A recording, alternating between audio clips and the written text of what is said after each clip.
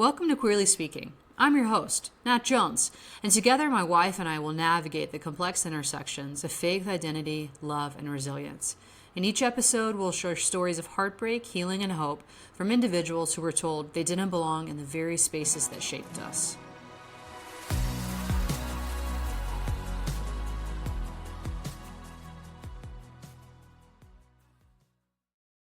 Welcome back. Let's get it going. Another week. Another background. Another part of the house we're testing out. It's your lucky week. You get to see our front door. You're welcome. So last week was a heavy week, to say the least, and obviously a very important topic, something that really needs to be talked about more often in our community. But this week we wanted to have an episode of just like kind of get to know you, learn a little bit about our love story, dating, engagement, wedding, and some of Tammy's background, and figuring out that she likes girls as well. So tell us a little bit about going to college, that type of experience, how you found some of your best friends to this day. Lucky girl. Yeah. So let's start there. Starting at college. Well, I'm from Arizona, basically. I've lived here most of my life. Anyway, grew up in Tucson. Luckily, a bunch of my best friends moved up here too. We all live within like 5 minutes from each other. So that's really an amazing part of adulthood. But for those of you who've had the absolute pleasure of going to Tucson, probably not really dying to go back there. So I moved to Phoenix to go to college. I went to ASU. Go Devils. And I studied interior design. That's what I do now.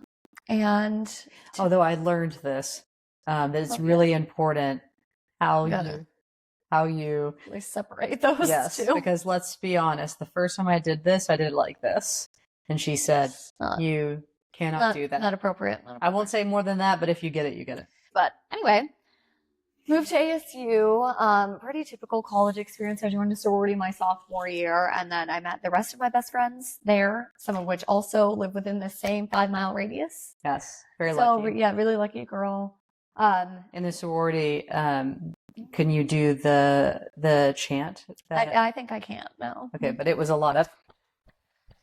Yeah. No, you tight, your elbows have to go in. Okay, but just a lot of clapping from what I've heard. Yeah, a lot of clapping, a lot of drinking, a lot of bonding. Honestly, really good times. 20 out of 10 college experience. Really nothing I would change from that. And then I stayed here. A lot of my friends stayed here as well. So how soon was it after college that you, I don't know, started maybe discovering, or maybe just putting language to it? Over the last couple of years, the more you've explored, the more you're like, oh, wow, when I was younger, I probably did. But how did that kind of unravel? I feel like that's kind of like the tale as old as time, right? For everyone. I am bisexual and I'm really feminine presenting. So I feel like those are, I know, shocker to everyone. I'm not going to be like, there's no representation for me because I'm like a blonde white girl. There's literally like, could not possibly be more representation of me. But in terms of like sexuality, like I feel like there really wasn't, or at least I wasn't exposed to that. So I remember like being young and I was like, oh, I had a crush on a boy in kindergarten. I'm like, okay, check. Like then you're like not really thinking anything else, right? Like there's nothing to discover. I like the boys in my class are going to move on from that. Well, I think a lot of people could probably relate to that, bisexual or just people who have explored or experimented or whatever else. Like obviously my experience was very different, but for you, it's just like, oh yeah, you like your first boy and you probably don't explore it very much after that. Right. Then you're just like moving on. You're like, okay. And there's not a lot of conversation around being bisexual. No, there wasn't really. And I think like,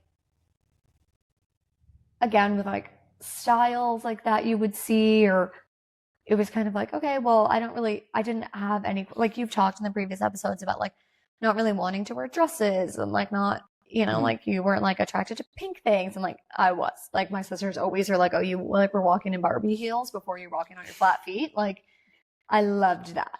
I love dresses and glitter and pink. And I mean, I'm just like as girly as they come. So when growing up, when you were exposed to someone that was gay, was it someone more mask presenting? Yeah.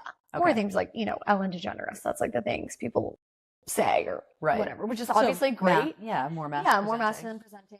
And obviously there were feminine presenting lesbians and bisexual people and all of that type of stuff. It's not like that's like something new that just appeared when I was in my 20s by any means. Just my exposure to the situation was not something I could really relate to. But again, I think the important thing is like I wasn't looking also. Like I wasn't confused and seeking out resources that didn't exist. It didn't occur to me to need to do any additional digging. Okay, after the kindergarten crush, I was like, okay, we're just going to move on from this. Well, and everyone in your life, well, pretty much, right? All of your closest girlfriends. Everyone is straight. Everyone's straight. So it didn't come up in conversation. It wasn't anything like that. Yeah, no, it wasn't really. So I just, like I said, I guess I just didn't really think about it. And then classic story, you're just like in your late 20s and then you're like, okay, I kind of am like having a little bit of a crush on my friend. But again, you're just like, oh, it's just like girly pop things, you're like, oh my God, if I was a boy, I would totally date you. We'd love to smooch. And you're like, yeah, all girls say that. And then your friends are like, no, we usually don't say that. And I'm like, oh, that's so weird. Okay, really weird. Did this friend also have a crush on you? I don't know. We didn't really get a lot of resolution there. Gotcha.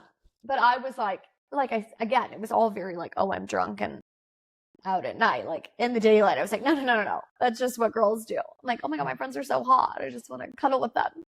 You're like, no, you really don't want to do that. Which is not an experience I had with all of my friends, obviously. That's always kind of the joke, right? Like my mom would be like, oh, so did you have crushes on any of your friends growing up? My friends are hot. Everyone love you by so much. But I'm like, no, you're like my sister. I'm like, no.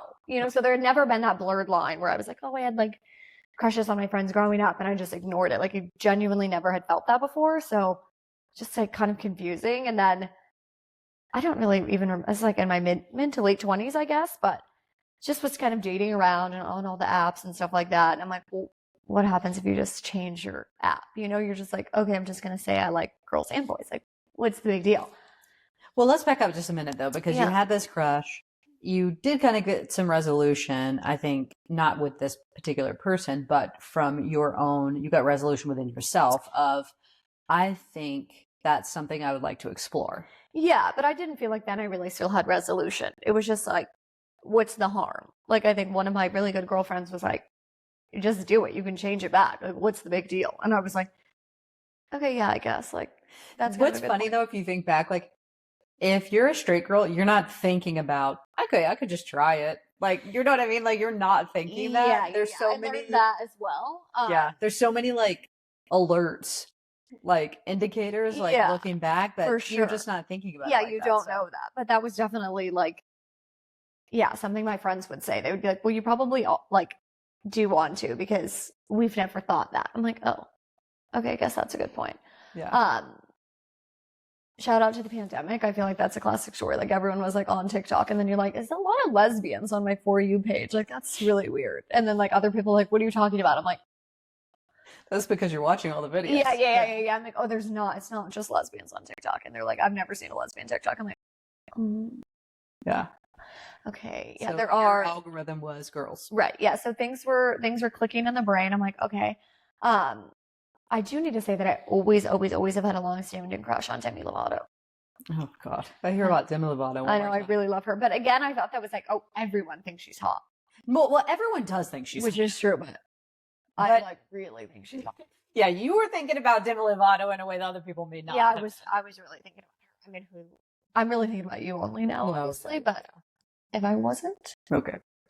We don't need to go down that rabbit hole. So anyway, changed my preferences, and I was like, okay. Was that when she sang whatever song it was? When she was like, the bed. She was like at a concert and the bed was spinning. It was like long before then. I was already on it, but some radar was going off. I was like, okay, why is Demi Lovato in lingerie? Bonnie's there. I'm like, whatever's happening here, I'm into it. I want to be in there. Right. So again, signs and signals. And I think, like you said, like looking back, maybe I'm like, okay, yeah, I feel like, you just don't know. I'm like, okay, was that like a crush or was that like, I do feel like when I was younger and, like your friends would be like, okay, if I was a boy, like which one would you date? Do you guys ever do that? Yeah. And it'd be like, well, why didn't you pick me? Like, well, yeah, but I was always the one they wanted to date. Jesus. but it show off. No, that's not what I meant. But anyway, keep going. But you know what I mean? Yeah. Anyway, so just kind of things like that. And my parents always would be like, we always asked you if you liked girls. I'm like, okay, well, congratulations for knowing something. Like, I don't know what you want me to tell you. Like, it wasn't going off for me. So you get to the pandemic. Yeah, I get to the pandemic. I'm on lesbian TikTok. I'm going, well, I wasn't really going on that many dates because you couldn't leave the house, but then I could. And then I started going on dates. And then I think it was like another level of, again, just trying to figure out like, where do I fit in there? Like, how I present. And like, I'm like, no one is ever going to hit on me like in the wild because I feel like I look pretty straight.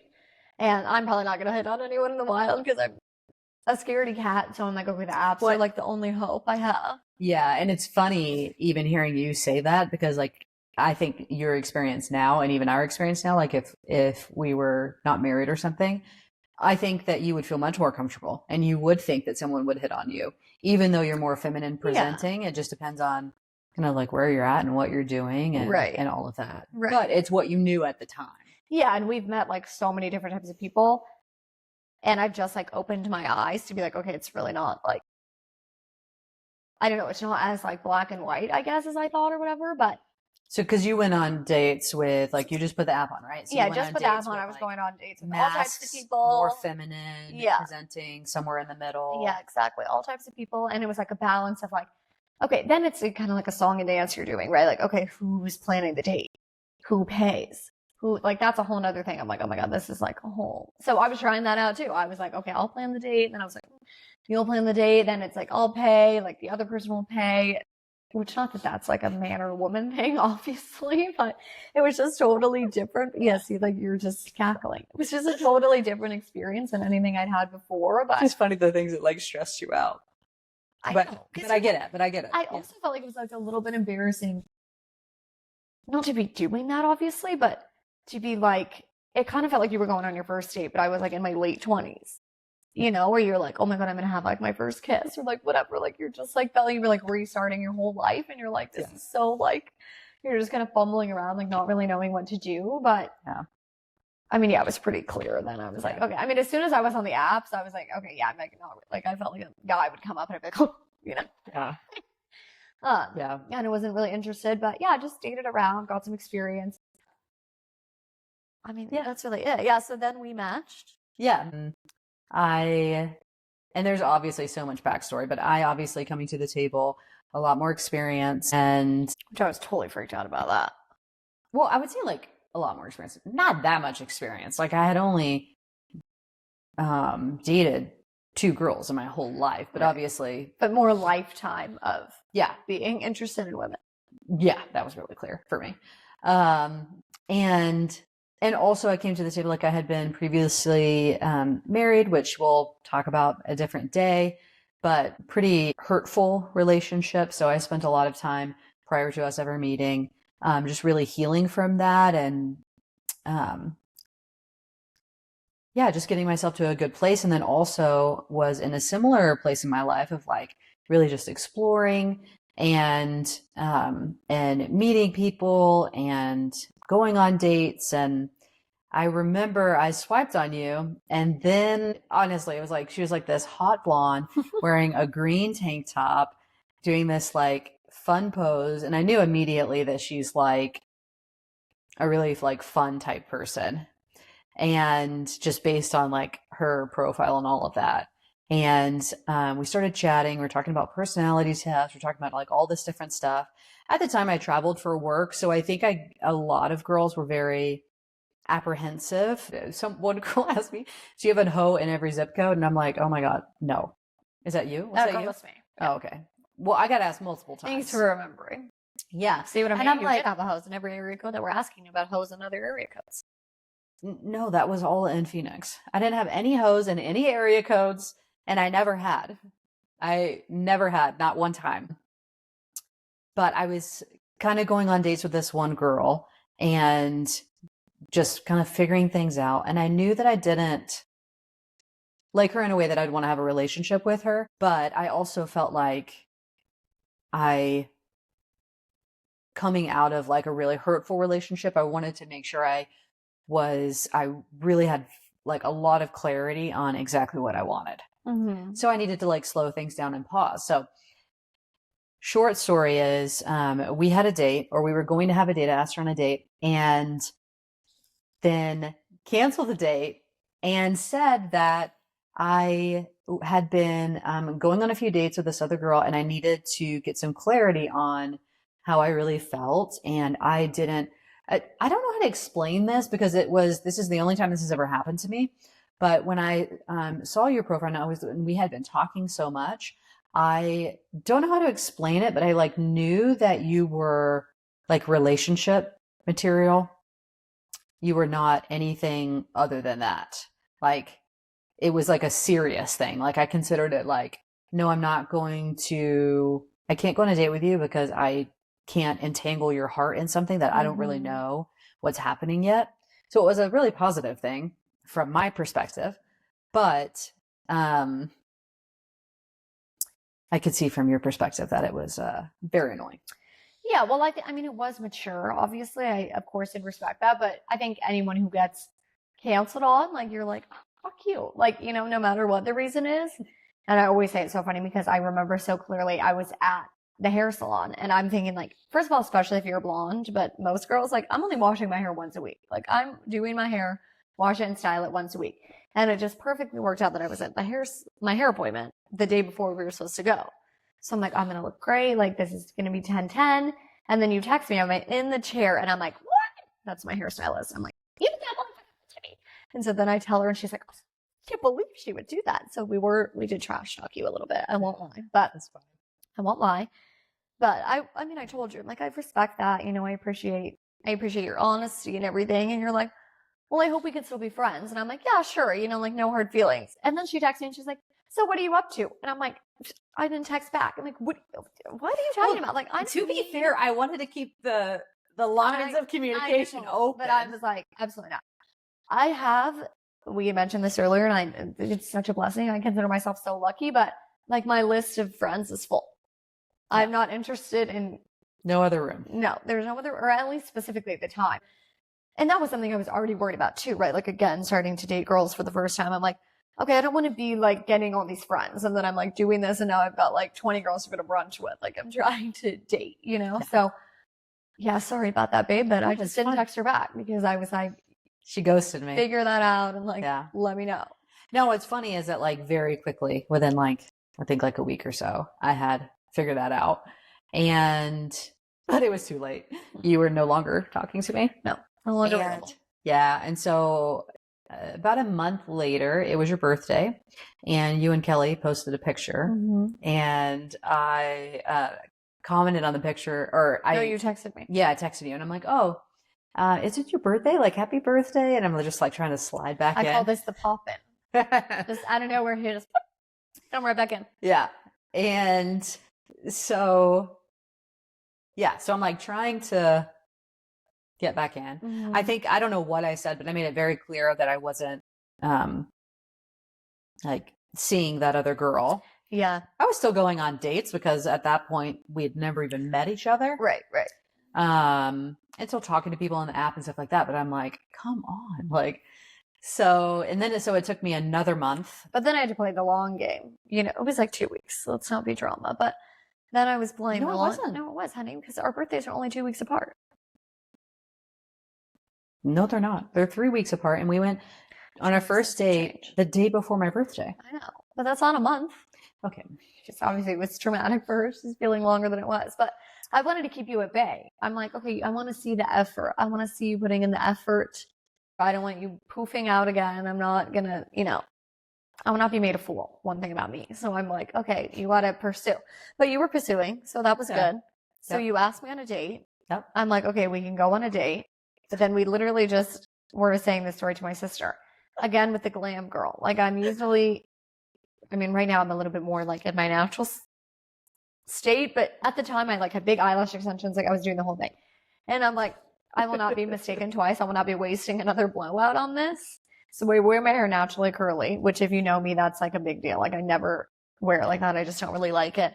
And this was like day 4. So it's like in a bun on the top of my head. And I'm like, okay, here we go. I had makeup on. It's not like I looked ugly, but I was like, this is what we get because she might not show up.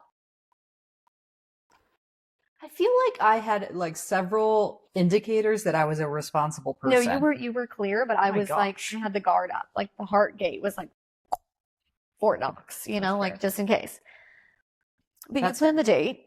Yeah, I planned the date. I was so nervous because this was really the first date that I like went on that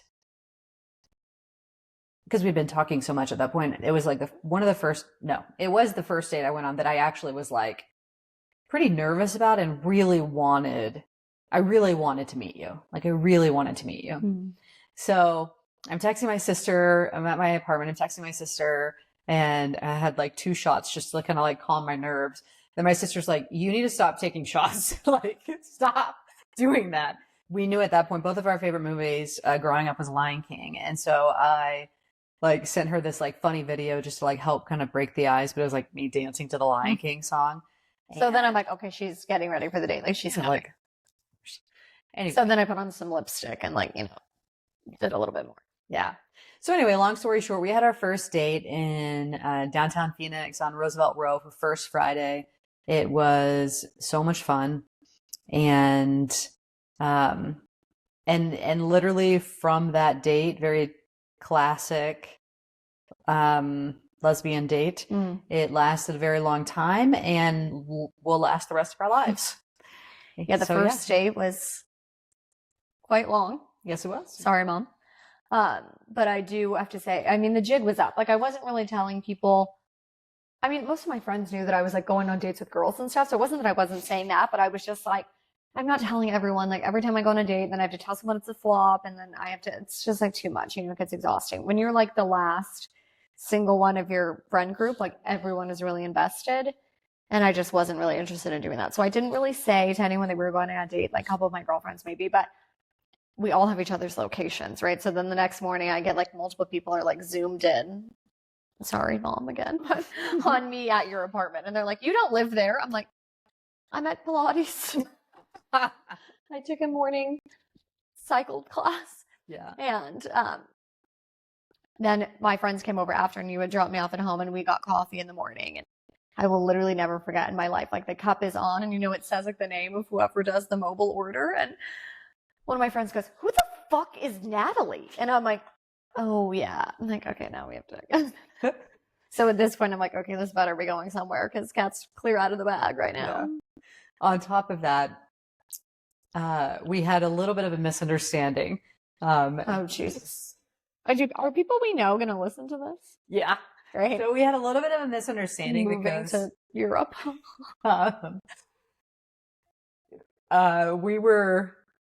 We were making out or whatever, and she made like the sweetest comment. She just said, "Oh, this is my first time," and like I was like, "Oh, that's okay. Like whatever you feel comfortable with or whatever else." So I was like, I never asked any more about it. I called my sister the next day, and I'm like, Anna, wait, was the next day my birthday? Yeah.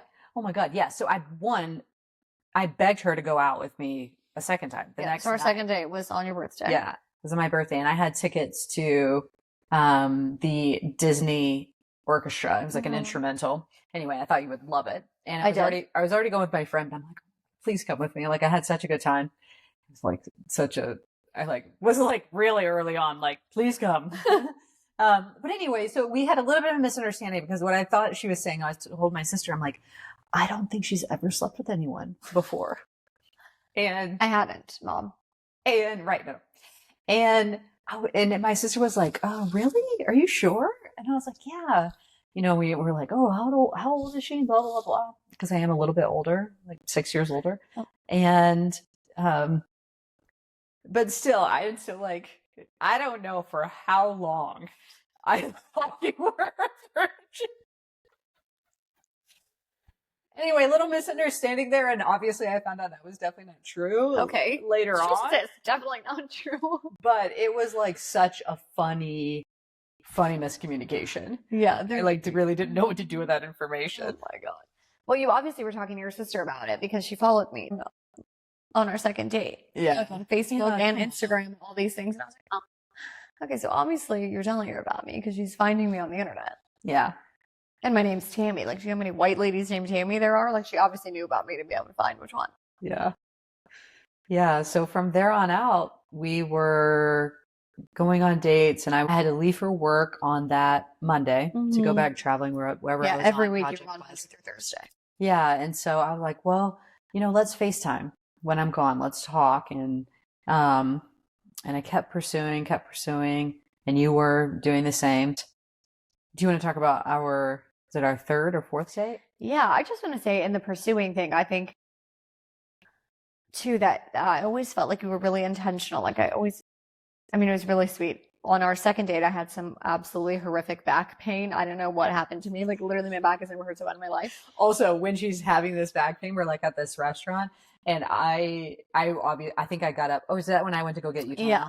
My friend thought she just had the shit. And I'm like, I literally was like, I actually wish, like, I've never been in so much pain in my life, but it's her birthday, right? So I'm like, I can't leave. And she's never going to be like, her back hurts. Like, I was like 27 or 26 or however old. So I'm like, I just gotta like leave it. I'm like doubled over at the table, and your friend's like, let's take shots. I'm like, no, like, I can't. Anyway, so we were talking about that, and like maybe 2 days later, now it's like, oh, how's your back? I'm like, yeah, it still really hurts. Like, I think something is wrong with it. And she books me a massage. She's like, I booked you a massage, like at this place, like it's 7. And I go to work to my coworker, who's one of my really good friends, and I'm like, she's like, oh, how's it going? And I'm like, well, like she booked me a massage, and she's like, oh my God, you guys are getting serious. I'm like, I mean, no, she could be talking to like many other girls. And my friend's like, what the fuck? Like, no one is throwing around money like that. Like, she's definitely not. And I'm like, okay, well, like, let's not get, our hopes up or whatever. Like, still just didn't know. But all of that's to say, like, it definitely kept the connection going, because I think otherwise, like, it's kind of easy, right? To be texting someone and then you have a good date and then you just kind of don't see them again. But you were really good at pursuing all of that. And hopefully I was showing interest as well, obviously. Oh, yeah. Yeah, for sure. Then you came back, and we'd pretty much be like Thursday night, if you go back in time, we'd have a date, and a date Friday, Saturday, Sunday. Pretty much spent like every weekend together right after that. Yeah. Yeah, I think our third date is probably one of the most significant dates we had, which is so funny because it's like you barely know each other, you feel like. But what did we do? I think we went out for dinner and drinks. We both lived downtown, like 2 minutes from each other. And so we were at your house. And I don't even know how like it came up. I don't either. I don't remember. But we were I think we must have been talking about like a documentary or something that we had both watched. And the wine was probably talking. So you're like really just like saying whatever you want. But anyway, we just started talking about our position on human rights and things like that. And before we get into that, I just want to kind of preface saying like, my family would always give me a hard time because anytime I'd go on a first date, they'd be like, oh, well, what did you talk about? And I'd be like, oh, we talked about guns and, whatever. And they're like, Jimmy, what the fuck? Gun rights. Yeah, gun rights, obviously.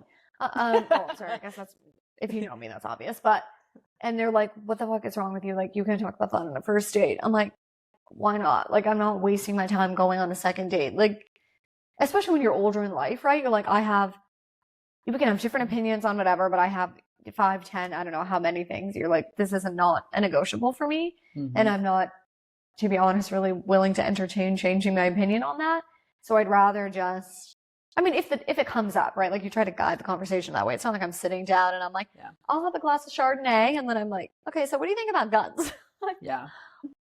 And we'd kind of touched on a few things before, which we mentioned on a previous episode. Like we talked about religion and, where my family was at with that and stuff like that. So we were having kind of open and honest conversations already going into this, but I think our third date is when we just really went on an absolute rabbit hole. And I remember you said this at our wedding and your vows, like both going to bed and being like, I could feel the like, I love you, or like, I'm starting to love you, or like something more than good night, like on the tip of my tongue. And I was like, no. That is one moment for sure that kind of impacted that. But I don't know that you know that right off then. It's just kind of a big moment where you're like, oh, this is someone special. Like this is. Well, and I think like it was really important to both of us. You just naturally had that you wanted someone with the same value system as you. I had been in a relationship where the value system was so different. That was always top of mind for me. Yeah. Because that's like one thing that like does not change, right? Is someone's value system. And we were I think kind of both coming for different reasons, but both coming at each other at the same angle. And if I remember, I had just watched the movie Just Mercy. Oh, yeah. Yes. And that story that has to do with the death penalty and innocence projects and all of that. And we were talking about it. And so we started talking about all the different things that matter to us, and that at the core of who we are, that it's humans first. It is very, when it comes to pretty much anything, how we vote, how we live, what we do, that it's first humanitarian at a heart, loving your neighbor, and all of that stuff is like, it's like a core function of who we are. Yeah. And I will say that in addition, because I started, shortly after that, you started introducing me to your friends, and I started getting to know different people in your life, and you had a variety of people that you loved dearly, from trans to bisexual to gay to different ethnicities, different races, different backgrounds, and how watching you love them and watching them love you was a huge trust factor, like created a lot of trust for me. And because I think when you look into someone's life, and if there's anybody listening to this and you're single, when you're looking at someone's life, look at their relationships. Look at how they treat their friends, how they treat their family, how they treat strangers on the street, the way that they interact with people, you interact with your job and all of that, but it's specifically relationships. But I will say that was like huge for me. Thank you, babe. Yeah. I appreciate that.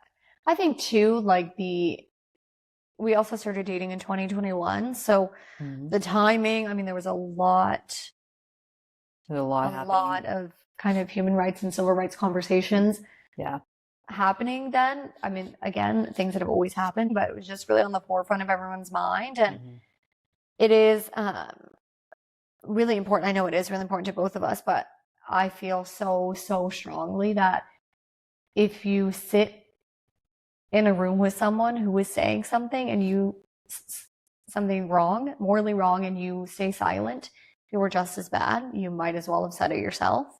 And it's just really important to me. And really at that time, to feel like I was picking a partner that would be speaking up with me. Same thing with even within our own community and with this podcast. Like, my experience is so limited, and it is, it has unique. I think it's unique. Yeah. But I just mean, and that's not to diminish it by any means. I just mean it hasn't, I've not gone through struggles that you have, or that, so much of the queer community has, or people that we know, or anything like that. And I really feel like it is a job that I hold really dearly, that it is my job to amplify the voices of people who have experienced things I have not. And I feel like that with community, any underrepresented community, that, I've not experienced that. So the least I could do in every room I'm in is to echo things that are being ignored by them, or just to do my part in saying what is right or wrong. And so I wanted you to know that also, like with other people in my life, it's like, I didn't start caring about gay rights when I realized that I liked women. Like, I've always, and I got that, my mom taught us that at a young age, which I'm really grateful for. Like, I've always really cared about that.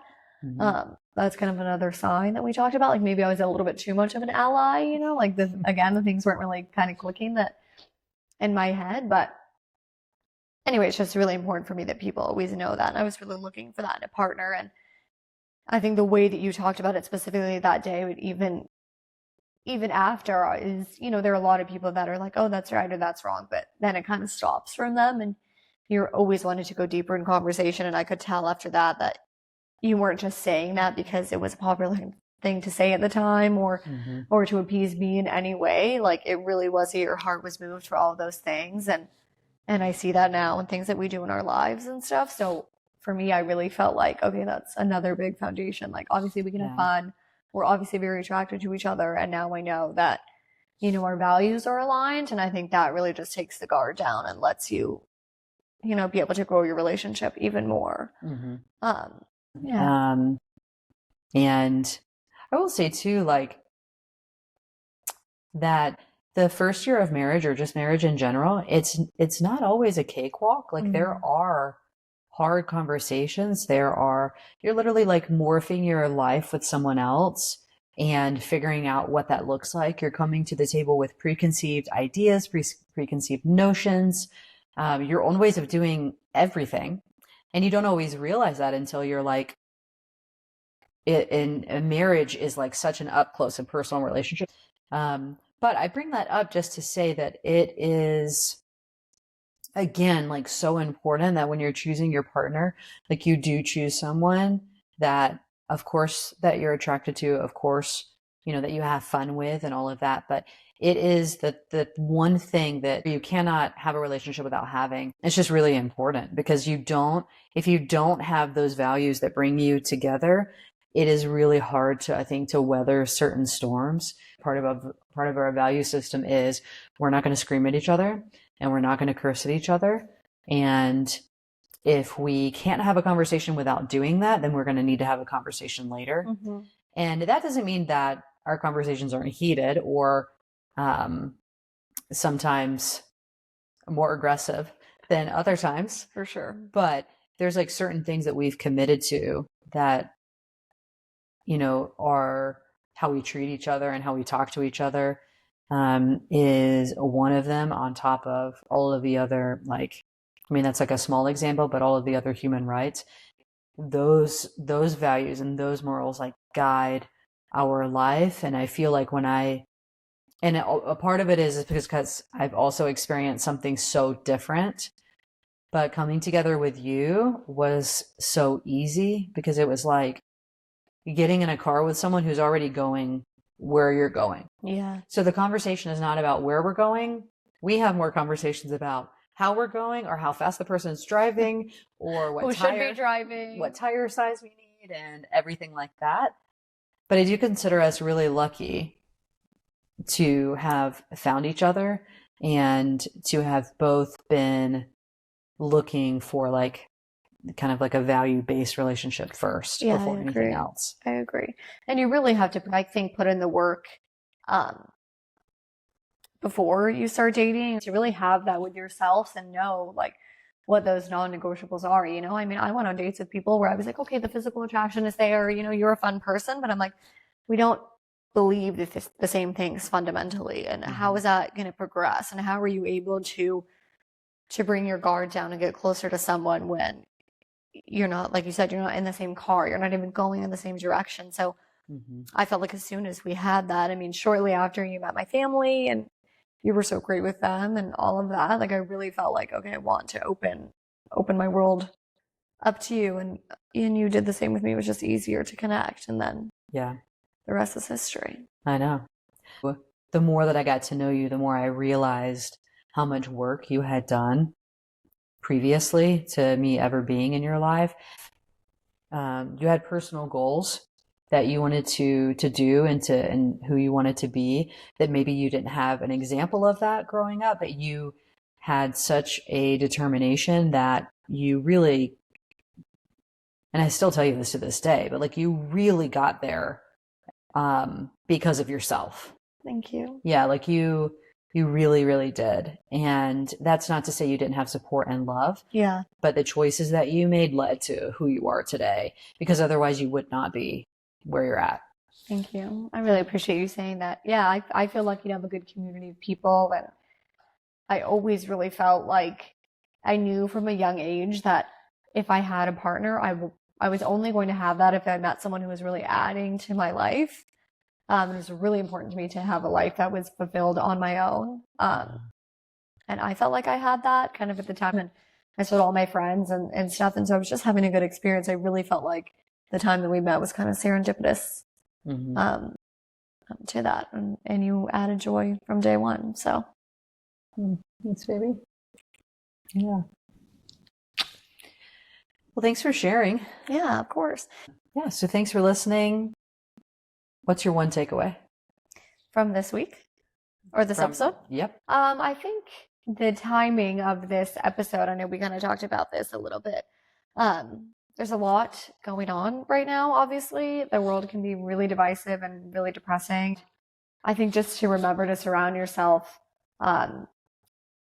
with people who are willing to have those conversations with you, not to be afraid to set up those boundaries and say the way it is and really assert your values and speak for yourself and what's right or wrong, because I think it's only going to bring better people into your life. And one by one, hopefully you'll leave every place a little bit better than you found it. That's awesome. What about you, babe? What? What was your takeaway from this week? Oh, that you're hot. Okay. Thanks, honey. Okay. Time to go. Okay. Thanks for listening.